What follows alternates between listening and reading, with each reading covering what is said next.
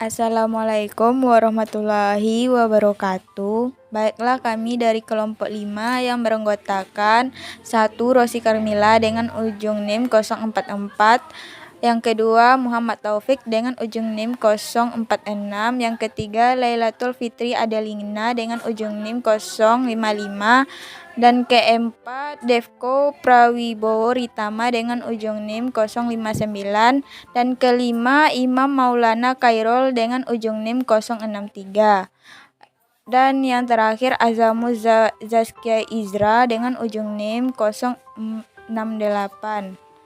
Baiklah, di sini kami akan menjelaskan mobil banking BSI yang akan dijelaskan oleh Saudara Taufik.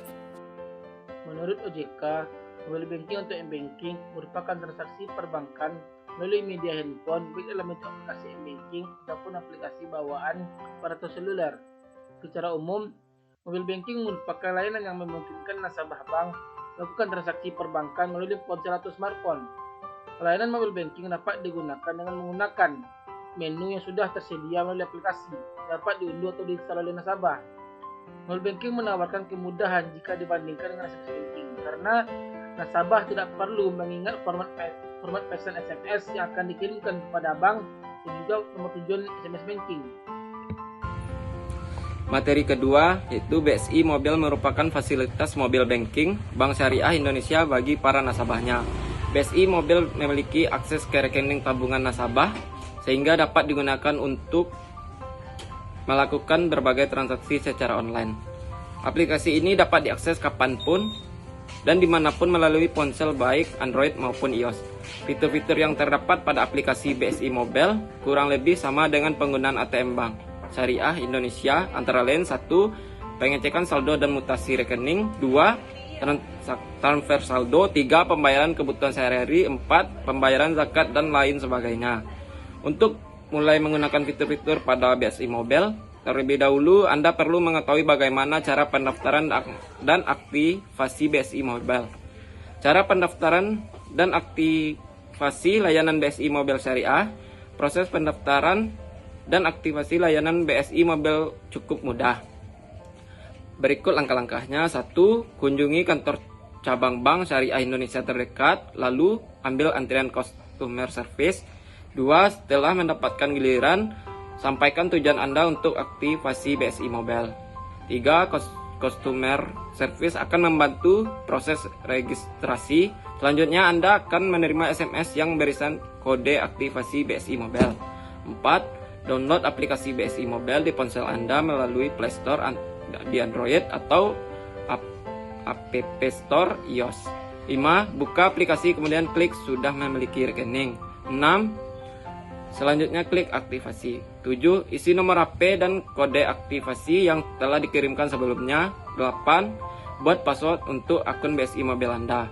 Apabila proses aktivasi sudah berhasil, Anda dapat mulai menikmati berbagai fitur yang ada pada BSI Mobile. Selanjutnya itu keunggulan dari BSI Mobile, di mana BSI Mobile ini memiliki banyak sekali keunggulannya. Yang keunggulan pertama yaitu mempermudah kita dalam melakukan pengecekan saldo. Seperti misalnya kita hanya perlu membuka aplikasi BSI Mobile, kemudian pilih menu informasi rekening, kemudian memasukkan PIN dan akan muncul beberapa saldo pada rekening kita. Kemudian fitur yang kedua ini yaitu mempermudah kita dalam melakukan transfer, di mana di sini kita bisa memilih menu transfer, kemudian pilih menu tujuan bank yang ingin kita transfer. Untuk melakukan transfer tersebut, kemudian masukkan nomor rekening tujuan dan nominal, kemudian klik selesai. Maka kegiatan transfer kita ini sudah selesai dilakukan, dimana di sini kita tidak membutuhkan waktu yang terlalu lama dan dapat menghemat waktu. Kemudian fitur yang ketiga itu adalah mempermudah kita dalam melakukan pembelian dan pembayaran, dimana dalam hal ini kita bisa melakukan seperti contohnya itu adalah pembelian pulsa, dimana di sini kita hanya perlu memilih menu pembelian, kemudian klik layanan operatornya, kemudian pilih kemudian masukkan nomor telepon dan pilih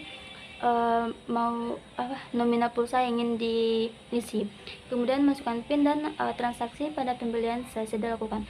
Kemudian pada pembayaran tersebut di sini dicontohkan sebagai melakukan membayar tagihan listrik, dimana di sini kita bisa memasukkan kode token listrik kita dan masukkan nominal yang akan diisi, kemudian transaksi melakukan pembayaran listrik ini telah selesai dilakukan. Fitur selanjutnya itu adalah QRIS, di mana pada QRIS ini kita bisa mempermudah kita dalam melakukan proses pembayaran. Di sini kita hanya perlu melakukan scan kode QR yang tertera.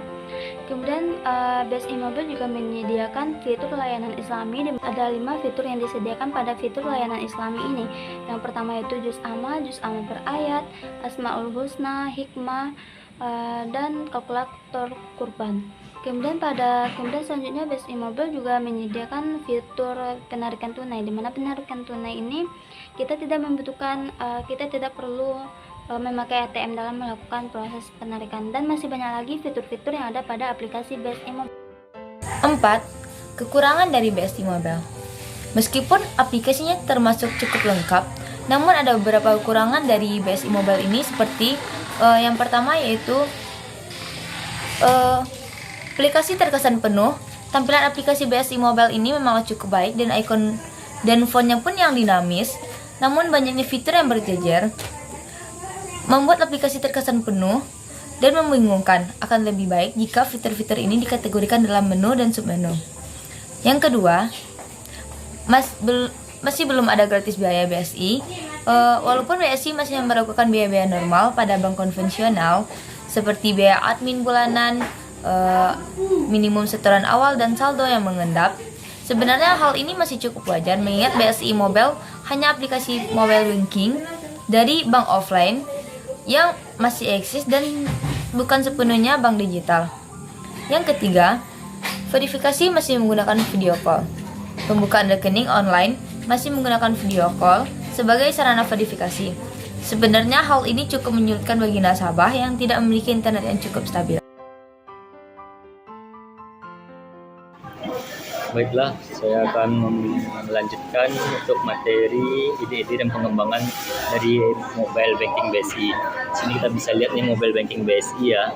Di sini di menu awalnya tampilannya ada di atas Assalamualaikum Depo Prabowo Ritama. Nah, di sini ada yang menurut saya bisa diperbaiki lagi, yaitu untuk akses lokasi di sini di tempat mencari masjidnya ini. Di sini kurang akurat kalau untuk lokasi masjid terdekat. Selanjutnya untuk yang lainnya udah bagus dari pihak BSI. Di sini saya mau lihat ke menu care. Di sini bisa pakai sidik jari. Udah lumayan bagus dibanding yang mobile banking secara umum. Ini udah di atas rata-rata. Ada laporan transaksi juga di dalamnya. Kita disuruh masukkan angka 6 digit 1 sampai 6. Ini angka nomor PIN kita nih. Nah, di situ kita lihat laporan transaksi kita selama kita menggunakan m-banking nih, ada 2 juta, 1 juta, 3 juta, entah berapa. Terus kalau untuk pengembangannya lebih diharapkan lagi dia bisa seperti mobile banking pada BCA ya. Di situ lengkap jelas. Tapi ini di sini ada yang kurang bagus, itu di bagian tempat akses lokasinya saja. Yang lainnya di sini sudah lumayan. Di sini ada bisa pakai QRIS juga untuk scan pembayaran, terus kode bayar. Misalnya kita bisa membuat kode QRIS kita sendiri juga di sini. Nah, jadi orang nggak perlu susah lagi untuk transfer. Kalau dibandingkan dengan mobile banking konvensional atau syariah lain, BSI ini udah termasuk lumayan bagus. Jadi untuk pengembangannya ke depannya itu mungkin bisa mengikuti bagaimana finansial teknologi berkembang juga. Jadi mereka berkembang secara seiringan tanpa ada yang tertinggal satu sama lain. Pengembangan dari mobile banking tersebut. 1. Layanan mobile banking memampukan bank untuk lebih sering berinteraksi dengan nasabahnya. Yang kedua, melakukan identifikasi terhadap ide pengembangan. Yang ketiga, bank perlu menentukan langkah untuk membeli atau membangun sistem pembayaran secara mandiri. Sekian penjelasan dari kelompok 5 mengenai mobile banking BSI. Assalamualaikum warahmatullahi wabarakatuh.